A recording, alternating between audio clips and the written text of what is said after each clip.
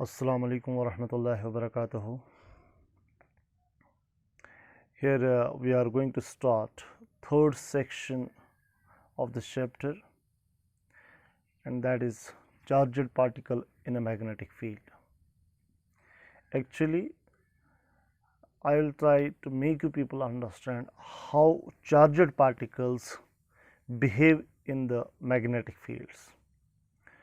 So, it is observed that when a charged particle is thrown in a magnetic field, it experiences a magnetic force, and that magnetic force is going to depend upon the various parameters. As suppose we have a magnetic field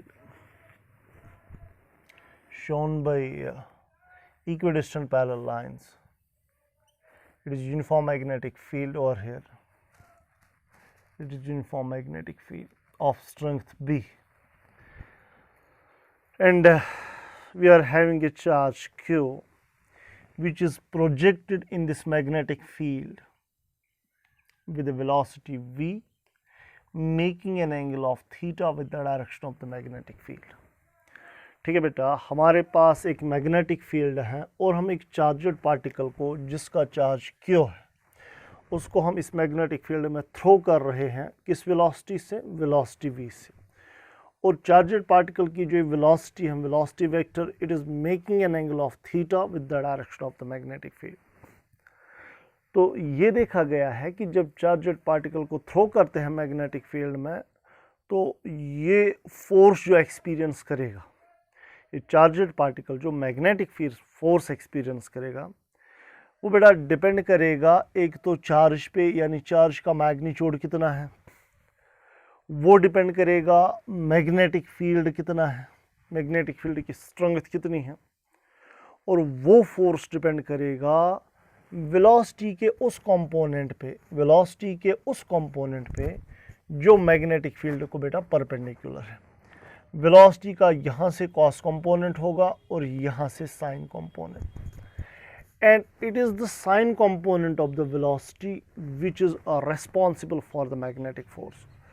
So it depends upon perpendicular component of the velocity. ठीक?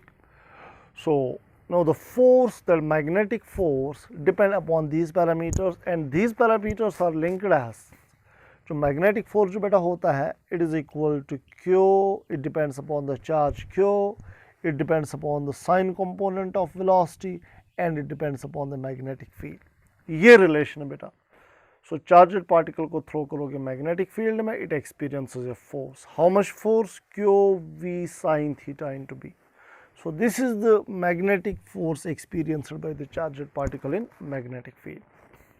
Now अब ये force जो है as it is a vector quantity, इसकी direction की अगर हम बात करेंगे, सो मैं इसको वेक्टर फॉर्म में भी लिख सकता हूँ। फोर्स जो हमारा आएगा बेटा, it is equal to Q. तो अगर मैं ये देखूँगा, ये वेलोसिटी और B, these are two vector quantities, so I will write Q A B sine theta बेटा होता है ए क्रॉस बी, यहाँ पे अब V B sine theta, so it is V cross B.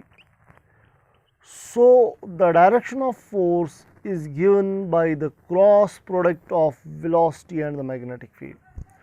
So अगर आप velocity vector और magnetic field को क्रॉस करेंगे, इन दो का क्रॉस प्रोडक्ट आपको देगा फोर्स की डायरेक्शन। अच्छा, क्रॉस प्रोडक्ट की डायरेक्शन हम कैसे ढूंढते हैं? क्रॉस प्रोडक्ट की डायरेक्शन के लिए या तो राइट हैंड रूल या तो सेकेंड रूल आप यूज़ किए हुए हैं ऑलरेडी आप लोग। तो यहाँ पर if I need to find the direction of force, that means V cross B, so it is velocity vector, it is B, V cross B will be inward. So in the present case V cross B will be inwards. So ये force की direction बेटा क्या होगी? Inwards, and obviously it will be perpendicular to the plane. Force will be perpendicular to the plane containing V and B. इन बेटा force ऐसे होगा। इन्हें charged, अगर magnetic field बेटा यहाँ से है, यहाँ से magnetic field है, आपने ऐसे चार्जड पार्टिकल को थ्रो किया, फिर से देख लीजिए, यहाँ पर मैग्नेटिक फील्ड है, ऐसे चार्जड पार्टिकल को आपने ऐसे थ्रो किया, तो इस पे फोर्स ये डायरेक्शन में एग्जर्ट होगा, यानी फोर्स इसको ड्रिफ्ट करने की कोशिश करेगा ये डायरेक्शन में बोर्ड की। ठीक, चलिए अब इसमें कुछ केसेस अराइज होंगे, few cases will arise. So case number 1 will be there, that is if theta is equal to 0. Case first is if theta is equal to 0. तो क्या मतलब है उसका, थीटा 0 का क्या मतलब है? Theta 0 means we are projecting the charged particle in the direction of the magnetic field, तब जाके थीटा 0 बनेगा। सो फोर्स किसके बराबर आएगा? It is equal to Q, शाबाश, V sine 0 into B. What is sine 0 equal to? It is 0, so force will be equal to 0. That means no force is experienced by the charged particle when projected in the direction of the magnetic field. जब आप charged particle को field के direction में throw करोगे तो कोई magnetic force नहीं होगा, there will be no interaction of these two fields and there will be no magnetic force. Actually magnetic force किस वजह से होता है? जब चार्जड पार्टिकल को हम थ्रो करते हैं, जब ये मोशन में है, मोशन की वजह से मीन्स करंट है, वो करंट का अपना मैग्नेटिक फील्ड बनता है और वो मैग्नेटिक फील्ड इस एक्सटर्नल मैग्नेटिक फील्ड के साथ बड़ा इंटरेक्ट करता है. ठीक, सो ये पहला केस हमारा हो गया, थीटा 0 तो force will be equal to 0. Now दूसरा केस जो इसका लेंगे, and that is quite interesting and very important particularly for competitive exams, that is theta is equal to 90 degree. ठीक है बेटा, थीटा जब 90 होगा तो वो वाले केस में क्या होगा? तो मैं यहाँ पे लिखूंगा if theta is equal to 90,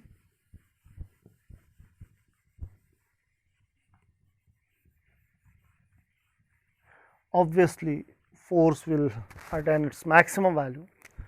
So case second बेटा इसका क्या आएगा? मैं लिख रहा हूँ यहाँ पे केस सेकंड.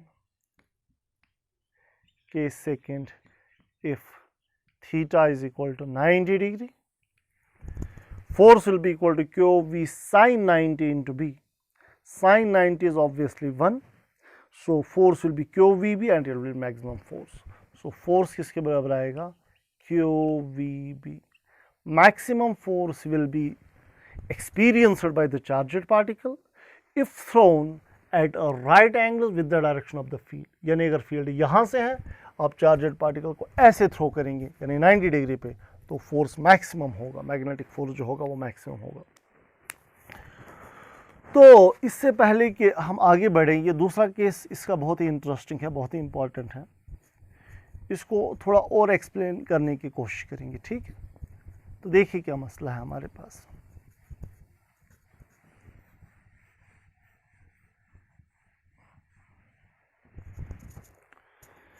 एक बात तो सब लोग जानते होंगे आप लोग, वो ये कि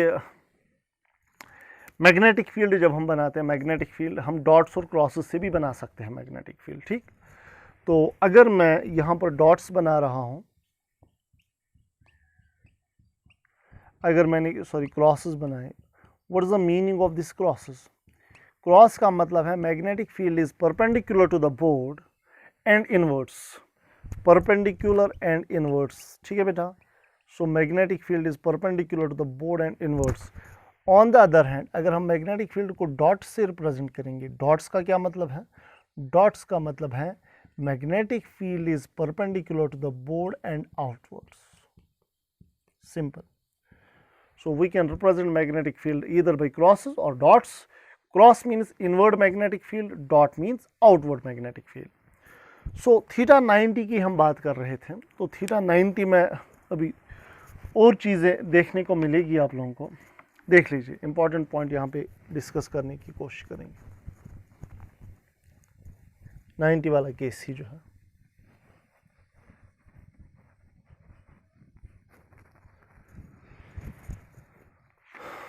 सो suppose we have dot magnetic field. हमारे पास डॉट मैग्नेटिक फील्ड है, ये कोई मैग्नेटिक फील्ड है हमारे पास यहाँ पर जो मैं डॉट से दिखा रहा हूँ. That means magnetic field is perpendicular to the board and it is obviously outwards, it is obviously outwards, and we are projecting the charged particle like this with a velocity v. ठीक, बात को अच्छे से समझने की कोशिश करिएगा, देखिए क्या होगा। तो मुझे आप बताइए मैग्नेटिक फील्ड जो है बेटा, मैग्नेटिक, पहले बताइए थीटा कितना है। मैग्नेटिक फील्ड यहाँ बाहर की ओर है, ठीक, ये वेलोसिटी है, मैग्नेटिक फील्ड बाहर, वेलोसिटी ये है। तो मुझे आप बताइए, मुझे बताइए कि अगर फोर्स की डायरेक्शन मुझे ढूंढनी हो, फोर्स तो मैक्सिमम होगा बिकॉज थीटा 90 बन रहा है, फोर्स की डायरेक्शन कौन देगा, v क्रॉस बी। सो v को क्रॉस करना b के साथ, v आगे की ओर है, b ये है, v ये है, सो v क्रॉस b बड़ा डाउनवर्ड होगा, यानी जब चार्जड पार्टिकल को यहाँ थ्रो करेंगे इस पे फोर्स होगा डाउनवर्ड, यहाँ की ओर फोर्स होगा। बट इट डजेंट मीन कि चार्जड पार्टिकल डायरेक्टली यहाँ जाएगा, बिकॉज ऑलरेडी इसमें इनर्शिया है, ऑलरेडी इसमें वेलोसिटी है। सो ये चार्जड पार्टिकल जो है ये, इसको तो यहाँ से जा रहा था, लेकिन फोर्स जो होगा वो इसमें वर्टिकल कंपोनेंट वेलोसिटी का वजूद में लाएगा, यानी फोर्स इसकी वेलोसिटी को बेंड करेगा, बिकॉज फोर्स तो यहाँ से है तो इसकी वेलोसिटी बेटा बेंड हो जाएगी। दैट मीन्स चार्जड पार्टिकल ना यहाँ से जाएगा ना यहाँ से जाएगा, कुछ यहाँ से चला जाएगा, ठीक, ओके। अब यहाँ की बात करेंगे, जब चार्जड पार्टिकल बेटा इसको यहाँ जाना, ये यहाँ जाने की कोशिश कर रहा है अभी, लेकिन जब ये वाला पॉइंट होगा, ये वाले पॉइंट की जब मैं बात करूँगा, यहाँ पर वेलोसिटी जो है, या जब चार्जड पार्टिकल यहाँ पहुँच गया, यहाँ पर जो वेलोसिटी है इसकी, यहाँ पर वेलोसिटी जो है, या इस पॉइंट पर वेलोसिटी, उसकी डायरेक्शन ये है जो मैं दिखा रहा हूँ। शाबाश, चार्जड पार्टिकल यहाँ गया, ये इसकी वेलोसिटी की डायरेक्शन है। अभी वेलोसिटी यहाँ, वेलोसिटी ये है मैग्नेटिक फील्ड बाहर की ओर, ये वेलोसिटी मैग्नेटिक फील्ड भी बाहर, v क्रॉस b कर लीजिए, वेलोसिटी ये है, मैग्नेटिक फील्ड बाहर है, v क्रॉस b बेटा यहाँ की ओर। दैट मीन्स इस पे जो फोर्स होगा वो यहाँ की ओर एक्ट करेगा। सो अब ना ही चार्जड पार्टिकल यहाँ से जाएगा, ना ही फोर्स की डायरेक्शन में जाएगा, फिर से वेलोसिटी बेंड होगी। दैट मीन्स चार्जड पार्टिकल अभी यहाँ से जाएगा। समझ आ रही है बात? सो ये पॉइंट पे अगर हम देखेंगे, ये वाले पॉइंट पे, ये वाला पॉइंट अगर मैं दिखाऊंगा, ये वाला पॉइंट, यहाँ पर वेलोसिटी जो है वो टेंजेंशियल है यहाँ की ओर। अब तो चार्जड पार्टिकल यहाँ जाना चाहता है, लेकिन स्टिल इसके ऊपर फोर्स है, और फोर्स की डायरेक्शन अगर ढूंढेंगे, वेलोसिटी ये, मैग्नेटिक फील्ड बाहर, सो ये मैग्नेटिक फील्ड है, ये वेलोसिटी है, वेलोसिटी ये है, मैग्नेटिक फील्ड ये है, सो v क्रॉस b कर लीजिए, v क्रॉस b, सो यहाँ की ओर, सो v क्रॉस b यानी फोर्स की डायरेक्शन यहाँ की ओर, यानी जो चार्जड पार्टिकल है, अभी ये चार्जड पार्टिकल अब यहाँ की ओर, इस पे यहाँ की ओर फोर्स एक्ट करेगा। तो फिर से ना ही चार्जड पार्टिकल अब यहाँ से जाएगा ना ही यहाँ से जाएगा, तो डायरेक्टली इसका पाथ होते होते होते होते होते होते सर्कुलर बनेगा। ऑब्वियसली आप कहीं और पे भी देख सकते हैं, यहाँ पर चार्जड पार्टिकल की वेलोसिटी ये, अच्छा मैग्नेटिक फील्ड बाहर की ओर, ठीक, सो v क्रॉस b कर लीजिए, v क्रॉस b, शाबाश, ये v है, ये b है, सो v cross b it will be upward, यानी फोर्स यहाँ की ओर होगा। यहाँ पे भी आप देखेंगे वेलोसिटी ये होगी, मैग्नेटिक फील्ड बाहर, v क्रॉस b, v ये है, v ये है, v क्रॉस b ये यहाँ की ओर, दैट मीन्स फोर्स होगा यहाँ की ओर। सो फाइनली ऐसा लग रहा है, it seems to be like the magnetic force is providing the centripetal force to the charged particle in order to make it to complete the circle. So magnetic force provide करेगा centripetal force, पूरे circle में घूमेगा, लेकिन कब, जब theta 90 होगा। So theta वाले case में, जब ये याद रखिए, जब भी आप चार्जड पार्टिकल को मैग्नेटिक फील्ड में थ्रो करते हो, किस एंगल पे, 90 डिग्री एंगल पे, तो ये charged particle circular path follow कर लेता है। It follows a circular path and the force and the magnetic force will be providing the necessary centripetal force, यानी यहाँ पर मैग्नेटिक फोर्स ही होगा जो इसको सेंट्रिपिटल फोर्स प्रोवाइड करेगा, ठीक।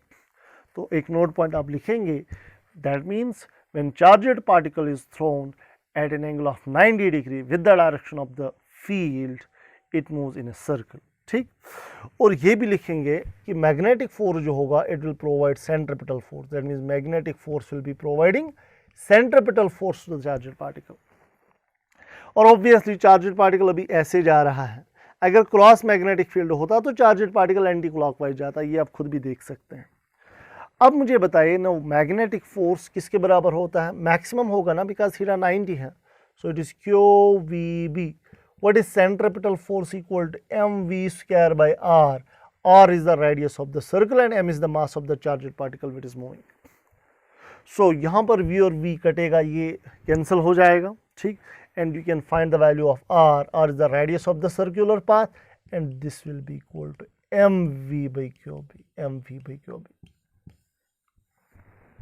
That means charged particle जिस सर्कल में घूमेगा उस सर्कल का रेडियस बेटा होगा mv by qb. सो एक नोट पॉइंट यहाँ पे देखने को मिलेगा, वो ये कि जितनी ज़्यादा वेलोसिटी से आप चार्जड पार्टिकल प्रोजेक्ट करेंगे उतना ही सर्कल का रेडियस बड़ा होगा. अच्छा, और एक पॉइंट पहले समझाने की कोशिश करेंगे. अब सर्कुलर पाथ कैसा बनेगा, बात को समझिए. मान लीजिए मैग्नेटिक फील्ड ये डायरेक्शन में, यहाँ से मैग्नेटिक फील्ड है. अगर मैं चार्जड पार्टिकल को 90 डिग्री पे थ्रो करूँगा, मैग्नेटिक फील्ड आगे से, यानी चार्जड पार्टिकल को ऐसे में थ्रो करूँगा, यानी ऊपर की ओर, मैग्नेटिक फील्ड आगे से है, चार्जड पार्टिकल को ऊपर की ओर में थ्रो करूँगा, तो सर्कल ऐसा बनेगा क्या? नहीं, बिल्कुल भी नहीं. सर्कल जो है, जब मैं चार्जड पार्टिकल को ऐसे थ्रो करूँगा, सर्कल ऐसा बनेगा. सर्कल कुछ ऐसा बनेगा ताकि मैग्नेटिक फील्ड जो है वो सर्कल के प्लेन को परपेंडिकुलर आए. वो सर्कल के प्लेन को बेटा परपेंडिकुलर आए. कुछ ऐसे मैग्नेटिक फील्ड आगे से है. सो यहाँ पे ऐसे में, ऐसे यहाँ पे सपोज ये सीन देखेंगे. Suppose I am projecting the charged particle eight an angle of 90 degree, यानी ऐसे. तो सर्कल कैसा बनेगा? सर्कल जो होगा वो ऐसा बनेगा. सर्कल ऐसा बनेगा ताकि मैग्नेटिक फील्ड सर्कल के प्लेन को परपेंडिकुलर आए. अच्छा, यहाँ से ये नोट पॉइंट अब याद रखिए, जितनी ज़्यादा वेलोसिटी से आप चार्जड पार्टिकल प्रोजेक्ट करेंगे उतना ही सर्कल का रेडियस बड़ा होगा, उतना ही सर्कल का रेडियस होगा बड़ा. ठीक. तो यहाँ पर इस चीज़ को दिखाने की कोशिश करेंगे. चार्जड पार्टिकल को मैंने थ्रो किया विद सम वेलोसिटी, तो सर्कल कंप्लीट हो गया. अगर ज़्यादा वेलोसिटी देंगे तो सर्कल बड़ा होगा, और ज़्यादा वेलोसिटी देंगे तो बेटा और सर्कल बहुत बड़ा होगा. ठीक. सो ये मैं दिखा रहा हूँ कि अगर ज़्यादा वेलोसिटी देंगे तो सर्कल अकॉर्डिंगली जो होगा उतना ही बड़ा होगा. चलिए, ठीक. और अगर मैं ये देखना चाहूँ कि एक रेवोल्यूशन कंप्लीट करने में चार्जड पार्टिकल को कितना टाइम लगेगा, तो नेक्स्ट पॉइंट, एक तो हमने रेडियस निकाला इस सर्कुलर पाथ का. अब हम देखेंगे कितना टाइम लगेगा चार्जड पार्टिकल को इस सर्कल में एक रेवोल्यूशन कंप्लीट करने में. तो टाइम पीरियड किसके बराबर होता है? शाबाश, टाइम पीरियड किसके बराबर होता है? Time period is always equal to distance divided by speed. So time period,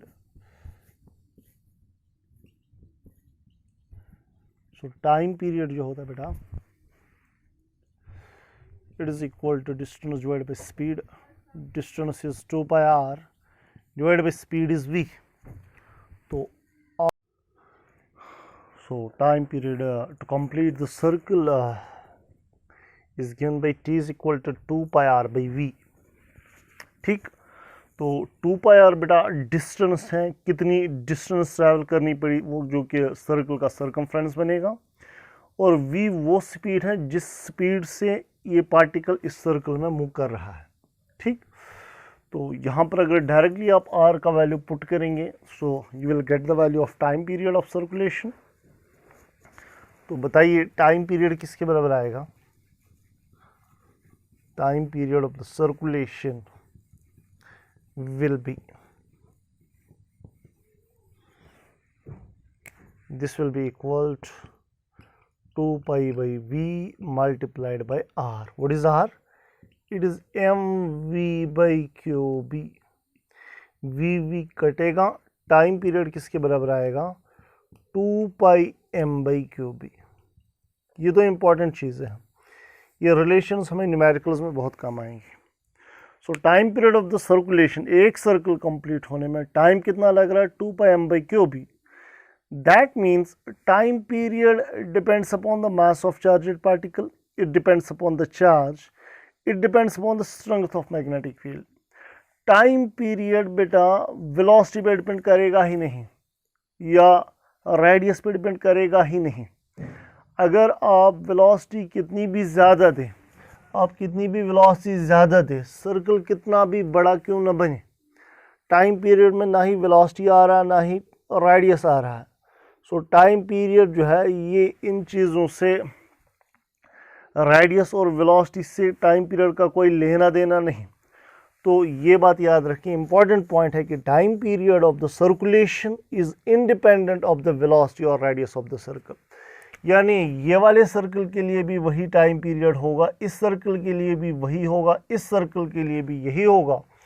ये सर्कल में वेलोसिटी कम होगी, ये वेलोसिटी ज़्यादा होगी, वेलोसिटी ज़्यादा होगी, लेकिन टाइम हर एक के लिए क्या होगा, सेम। इसको हम कहेंगे time period of the circulation. Okay, now we have another term that is frequency. एक हमने रेडियस पढ़ा, time period. Now we will discuss about frequency. Frequency means number of circulations per second. एक second में बेटा कितनी circulations करेगा ये particle. तो फ्रीक्वेंसी ऑलरेडी आप जानते हैं, फ्रीक्वेंसी होता है reciprocal of the time period. So I will simply write frequency, आप अंडरलाइन करना, वहाँ पे लिखना it is a number of circulations per second. So frequency will be the reciprocal of the time period and it will be equal, इसका रेसिप्रोकल अगर करेंगे तो क्या आएगा बेटा, QB/2πm। सो ये बात है, ठीक। So this is all about when the charged particle is moving in the circle at an angle of 90 degree. Zero angle पे थ्रो करेंगे चार्जड पार्टिकल को, उस पर कोई फोर्स एक्ट नहीं करेगा। 90 डिग्री पे थ्रो करेंगे चार्जड पार्टिकल को, तो वो चार्जड पार्टिकल सर्कल में मूव करेगा, ठीक। और अगर आप किसी एक्यूट एंगल पे थ्रो करोगे charged particle, suppose if you throw the charged particle at some acute angle, so उस टाइम पे चीज़ें थोड़ी चेंज हो जाएंगी, ठीक है ना। चीज़ें जो है वो थोड़ी थोड़ी चेंज हो जाएंगी, तो वो देखा जाएगा क्या होगा उस टाइम पे, क्या होगा वो देखा जाएगा। तो फिलहाल यहाँ की बात करेंगे। अब मुझे बताइए, सपोज इसका तीसरा केस पढ़ेंगे, when charged particle is thrown at an angle less than 90 degree, acute angle.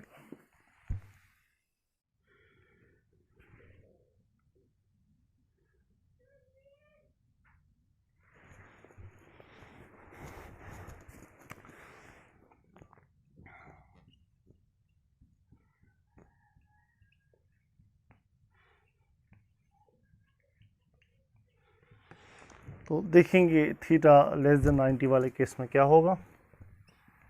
Suppose this is magnetic field and I am throwing the charged particle at this very acute angle with a velocity v. So obviously there will be two components of the velocity. One component will be along the direction of magnetic field and that will be obviously v cos theta. We will be having another component that will be v sin theta. Now v sin theta component of the velocity will be responsible for making the object to move in the circle. v sin theta की वजह से object बेटा circular path का follow करेगा। Sign component जो vertical component होता है, perpendicular component, उसी की वजह से मैग्नेटिक फोर्स होता है, ठीक है ना। तो मैग्नेटिक फोर्स ऑब्जेक्ट को सर्कल में मूव कराने की कोशिश करता है हमेशा।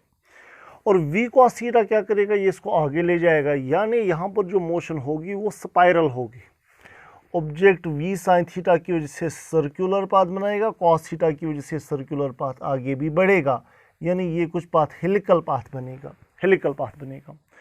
v cos थीटा इसको ट्रांसलेशन कराएगा और v sin थीटा इसको सर्कुलेशन कराएगा, ठीक।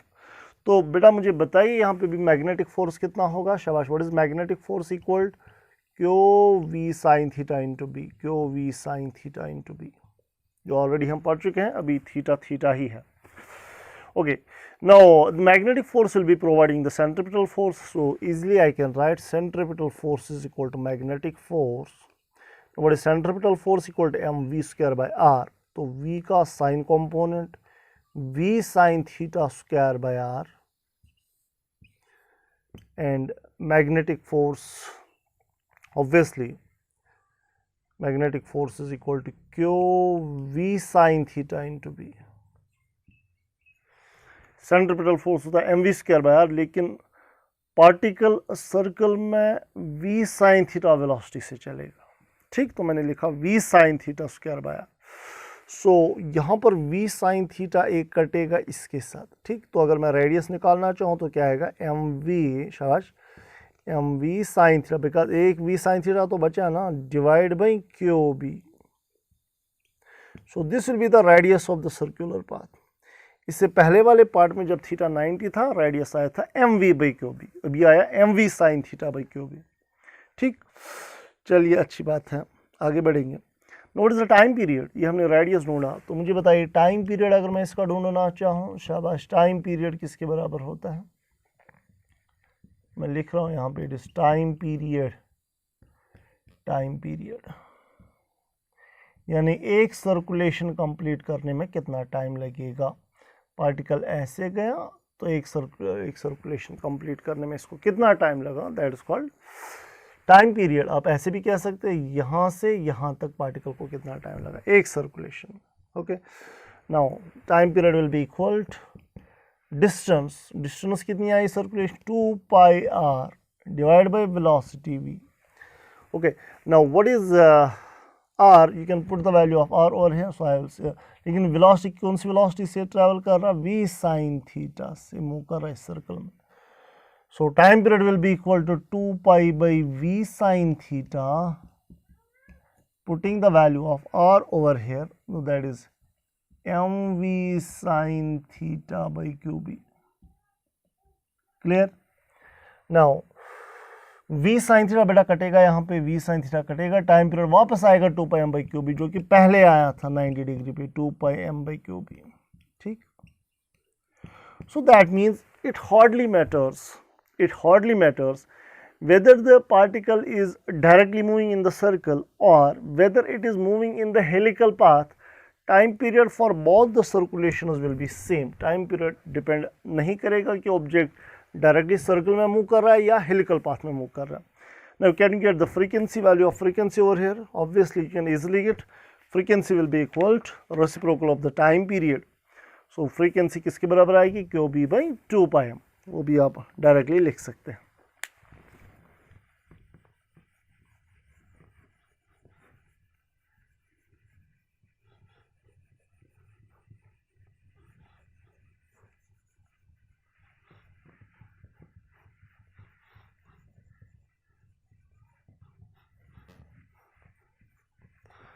So I can write frequency will be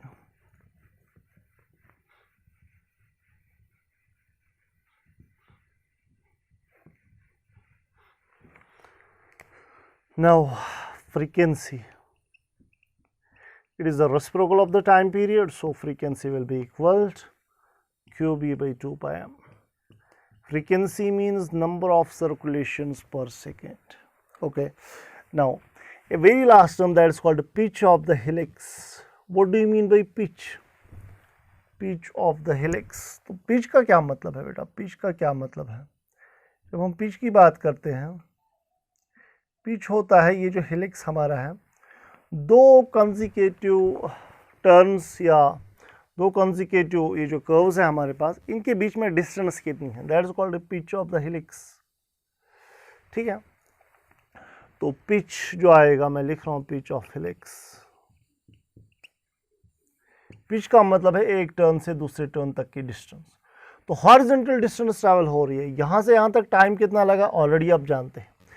horizontal distance travel करने में कितना टाइम लगेगा, वेलोसिटी, सॉरी, हॉरिजॉन्टल डिस्टेंस किसके बराबर होगी, velocity into time. So horizontal distance will be equal to horizontal velocity and that is v cos theta. Horizontally the particle is moving with the velocity v cos theta, शाबाश, multiply by distance होता है velocity into time. यहाँ से यहाँ तक कितना time लगा, यही तो लगा ना एक सर्कुलेशन का। So it is 2 pi M by Q B, so it is 2 pi M by Q B, ठीक। सो ये यहाँ से निकला कि पिच कितना होगा, हॉरिजॉन्टल डिस्टेंस बेटा कितनी कवर होगी, ठीक है ना।